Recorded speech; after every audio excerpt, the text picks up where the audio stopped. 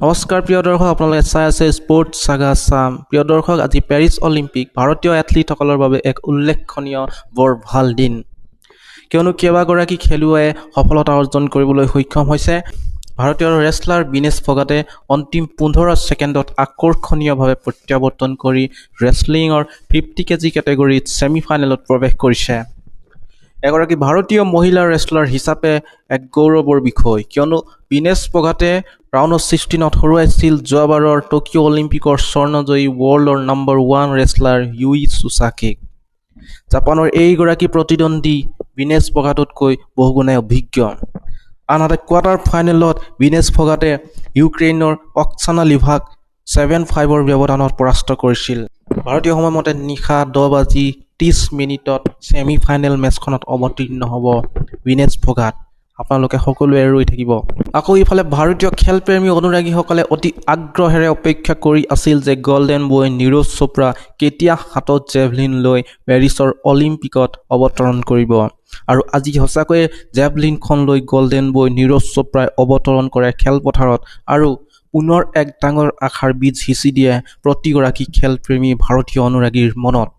আজি অনুষ্ঠিত men's javelin throw' qualifying ৰাউণ্ডত প্ৰথমবাৰতেই 89.34 মিটাৰ দূৰ থ্ৰ' কৰি ফাইনেলৰ বাবে কোৱালিফাইড হৈছে ভাৰত সন্তান নীৰজ চোপ্ৰা।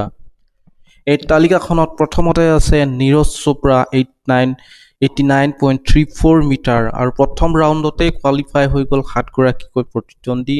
প্ৰথম ৰাউণ্ডতে কোৱালিফাই হৈ কেইবাগৰাকী প্ৰতিদ্বন্দ্বী, তাৰ ভিতৰত প্ৰথম স্থানত আছে নীৰজ চোপ্ৰা 89.34 মিটাৰ, দ্বিতীয় আছে এণ্ডাৰছন পিটাৰ্ছ 88.63 মিটাৰ, তাৰপিছত থাৰ্ডত আছে জুলিয়ান ৱেবাৰ 87.76 মিটাৰ আৰু পাকিস্তানৰ আৰশ্বাদ নাদিন চতুৰ্থ স্থানত আছে 86.59 মিটাৰ। উল্লেখনীয় যে ভাৰতৰ নীৰজ চোপ্ৰা আৰু আৰশ্বাদ নাদিনৰ মাজত এক যুঁজ দেখা পোৱা যাব বুলি বহুগৰাকী বিশেষজ্ঞই কৈছিল, বহু দৰ্শকে কৈছিল, কিন্তু বৰ্তমান নীৰজ চোপ্ৰা এই তালিকাখনৰ শীৰ্ষত অৱতৰণ কৰিছে। অহা 8 আগষ্টত জেভলিনৰ ফাইনেল মেচ অনুষ্ঠিত হ'ব। এই মেচখনে সকলোৰে দৃষ্টি কাঢ়িব। বৰ্তমানলৈকে নীৰজ তালিকাৰ শীৰ্ষত অৱস্থান কৰিছে, গতিকে সমগ্ৰ ভাৰতবাসীৰ এটাই আশা যে নীৰজ চোপ্ৰা দ্বিতীয়বাৰৰ বাবে ভাৰতৰ হৈ এটা সোণ বুটলি আনিব।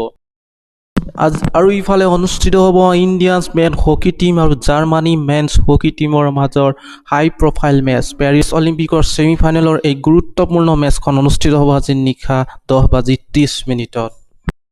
প্ৰিয় দৰ্শক, অসমীয়াত খেলৰ লগত জড়িত বাতৰিসমূহ সহজতে পাবলৈ এই চেনেলটো ছাবস্ক্ৰাইব কৰিব। ধন্যবাদ।